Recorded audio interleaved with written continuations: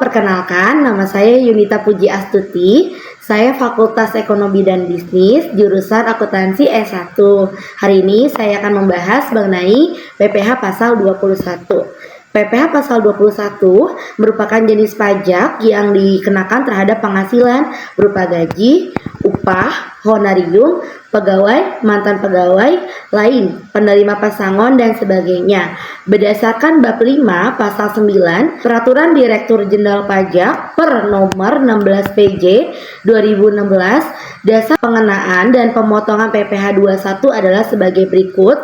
Pertama, penerima penghasilan kena pajak, antara lain pegawai tetap, penerima pensiun berkala, pegawai tidak tetap dengan penghasilan per bulan melewati sejumlah 4.500.000, bukan pegawai seperti yang dimaksud dalam per 16 PJ 2016 Pasal 3C yang menerima imbalan yang sifatnya berkesinambungan. Seseorang yang menerima penghasilan melebihi 450.000 per hari yang berlaku bagi pegawai tidak tetap atau tenaga lepas yang menerima upah harian, upah mingguan, upah satuan, dan upah borongan sepanjang penghasilan kumulatif yang diterima dalam 1 bulan kalender belum melebihi 450.000. Yang selanjutnya jumlah 50% dari penghasilan bruto yang berlaku bagi bukan pegawai sebagaimana dimaksud dalam per 16 PJ 2016 Pasal 3C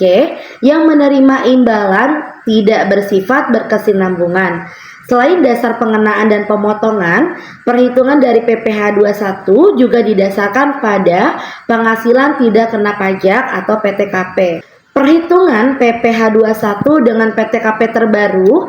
Perhitungan PPh 21 selalu disesuaikan dengan tarif PTKP yang ditetapkan oleh Direktur Jenderal Pajak (DJP). PTKP yang tercantum dalam Pasal 17 Ayat 1 huruf A Undang-Undang Republik Indonesia Nomor 36 Tahun 2008. Yang pertama adalah 54 juta per tahun atau setara dengan 4.500.000 per bulan untuk wajib pajak orang pribadi. Selanjutnya ada Rp 4.500.000 per tahun atau setara dengan 375 per bulan, tambahan untuk wajib pajak kawin tanpa pengangguran.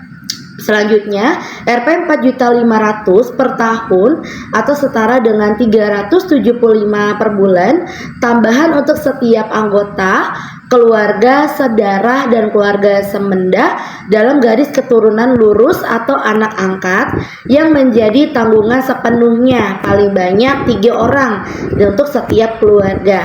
Adanya penyesuaian tarif PTKP membuat cara perhitungan PPh 21 juga mengalami perubahan.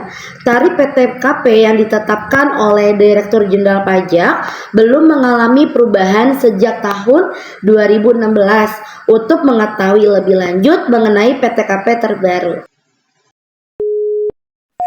baik, saya akan menjelaskan bagaimana cara perhitungan dari pajak PPh Pasal 21. Sebagai contoh, Bapak Cahyo adalah pegawai tetap PT Amat Sejahtera. Pak Cahyo mulai bekerja di PT Amat sejak Januari tahun 2024 dengan gaji sebulannya di 6.500.000. Penghasilan Pak Cahyo tiap bulannya dipotong sejumlah 200.000 untuk iuran pensiunan. Pak Cahyo menikah tetapi belum memiliki anak atau pencapaian target di bidang marketing. Pak Cahyo mendapatkan bonus dari PT Amat Sejahtera 20 juta dan diterima di bulan Agustus tahun 2024. Hitunglah PPh Pasal 21 masa Januari. Selanjutnya hitunglah bonusnya dan berapa take home pay-nya. Yang pertama saya akan menjelaskan PPh 21 yang dialami oleh Bapak Cahyo. Nah, yang pertama gaji 1 bulan 6.500.000 ditambah tunjangan. Nah, sehingga penghasilan brutonya itu di 6.500.000 dikurangi 5% dikalikan 6.500.000 senilai 365.000. Iuran pensiunnya itu 200.000 sehingga menjadi 5.935.000 diambil dari 6.500.000 dikurangin biaya jabatan dan iuran pensiun. Nah, sehingga penghasilan neto dalam 1 bulan itu 12 dikalikan 5.935 adalah 71.700.000. PTKP-nya adalah 54 juta untuk Bapak Cahyo sendiri, dan karena dia belum memiliki anak, jadi hanya hitung istrinya saja, yaitu 4.500.000, sehingga 54 ditambah 4.500.000 adalah 58.500.000, sehingga PKP-nya adalah 71.700.000 dikurangin 58.500.000 adalah di 13.200.000, sehingga tarif PPh pasal 21 dalam 1 tahun itu 660.000, sehingga dibagikan jadi 12 sehingga Rp55.000. Yang kedua, atas bonus ya. Kalau untuk menghitung bonus itu biasanya harus disetahunkan dulu ya. Nah, gaji dalam 1 bulannya kan tadi 6.500.000, berarti dikali 12 bulan senilai 78 juta. Dan bonusnya tadi 20 juta, sehingga penghasilan bruto setahun adalah jadi 98 juta. Biaya jabatannya 5% dikalikan 98 juta senilai 4.900.000. Iuran pensiunannya 12 dikalikan 200.000 disetahunkan, sehingga 98 juta dikurang 4.900.000 dikurangi 2.400.000 senilai 90.700.000.